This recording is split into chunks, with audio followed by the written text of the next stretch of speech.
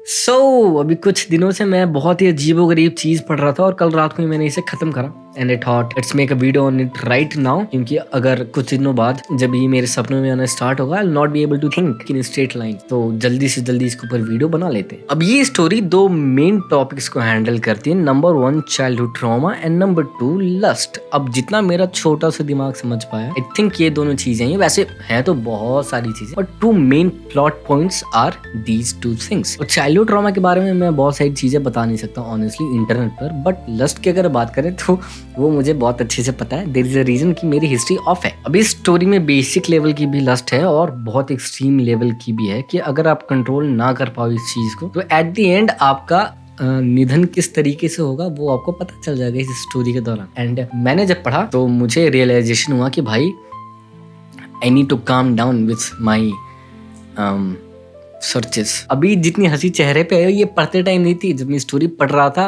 1 by 1 page पलट रहे थे तो ये चेहरे पे हंसी नहीं थी, चेहरे पे वाली एक्सप्रेशन की what the hell is going on. भाई ये मैं ही तो नहीं हूँ।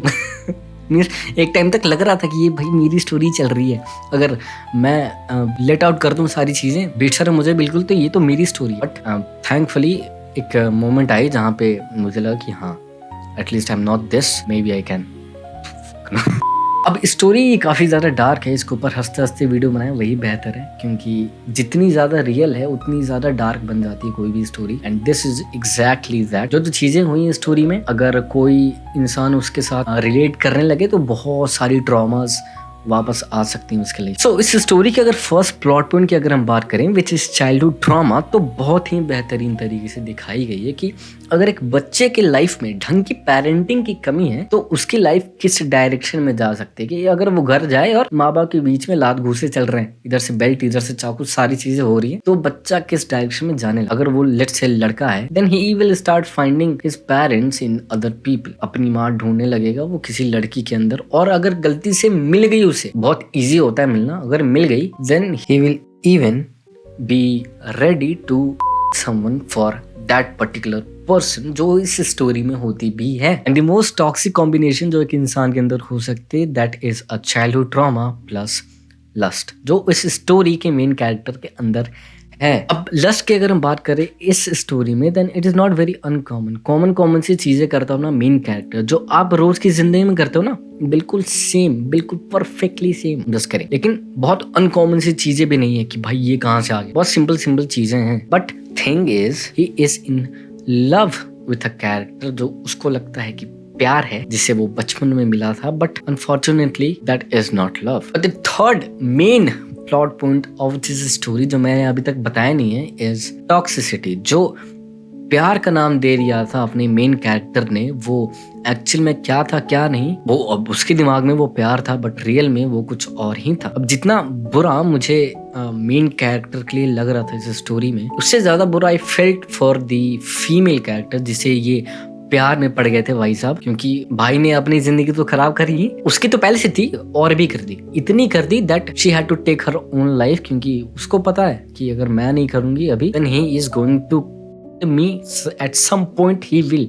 100%। अब स्टोरी आप पढ़ोगे तो आपको पता चलेगा कि वो मारने वाला ही था, but they had something else, you know, मरने मारने की जगह something else which is connected to lust obviously, but at the end she killed herself। but ये स्टोरी हमें दिखाती है कि जब एक बहुत प्योर से टर्म प्यार को हम मिस यूज करने लगते हैं, अनजाने ही उसको हम प्यार कहने लगते हैं कि हमें इस इंसान से प्यार है, बल्कि वो कुछ और ही होता है which is combination of a lot of things, जिसमें से लस्ट एक बहुत बड़ा पार्ट होता है। तो कितनी बड़ी डैमेजेस हम करने लगते हैं खुद के साथ, और स्पेशली जिसे हमें प्यार है सामने वाले से। तो अभी तक तो काफी लोगों ने गेस कर लिया हो कि ये किस स्टोरी की मैं बात कर रहा हूँ, विच इज फ्रॉम अ मांगा। बट जिन लोगों ने नहीं करा, the name of the manga is good night Punpun या फिर Panpan. I prefer Panpan because Punpun reminds me of something else which is not good. तो जाओ पढ़ो यार अगर मन हो तुम्हारा तो, क्योंकि मैंने बहुत सारे क्रिएटर्स को देखा कहते हो कि don't read at your own risk या फिर पढ़ो ही मत, but it's a work of art, बहुत बेहतरीन चीज है। जाओ पढ़ो, मजे आएंगे तुम्हें, क्योंकि एक ऐसी स्पेसिफिक पैनल है मेरे लिए जहाँ पे इतनी ज्यादा साइलेंस हो गई थी मेरे लिए जो जैसे ही मैंने वो डायलॉग पढ़ा फ्रॉम द कैरेक्टर, थोड़ी ज्यादा साइलेंस हो जाती है ना, जब जो जहाँ पे लगता है कि यार कुछ बजा दो मेरे कानों में कुछ, तो इतनी ज्यादा साइलेंस नहीं पसंद किसी को भी। तो एक ऐसी पैनल आई थी एंड इट वाज स्केरी। उसमें कुछ भी स्केरी नहीं था, बस वो कैरेक्टर के एक्सप्रेशंस और जो उसने डायलॉग बोली थी वो, that was scary. The silence was scary. तो हाँ, go and read the manga and do let me know how you like it, and I'll see you in the next one. Till then, peace, good vibrations, bye bye. यार मैंने story खत्म कर लिया और मैं कुछ दिनों में डिप्रेस होने वाला हूँ, जो बहुत टाइम तक चलेगा नहीं, but yeah I am going to have some good time. Let's go.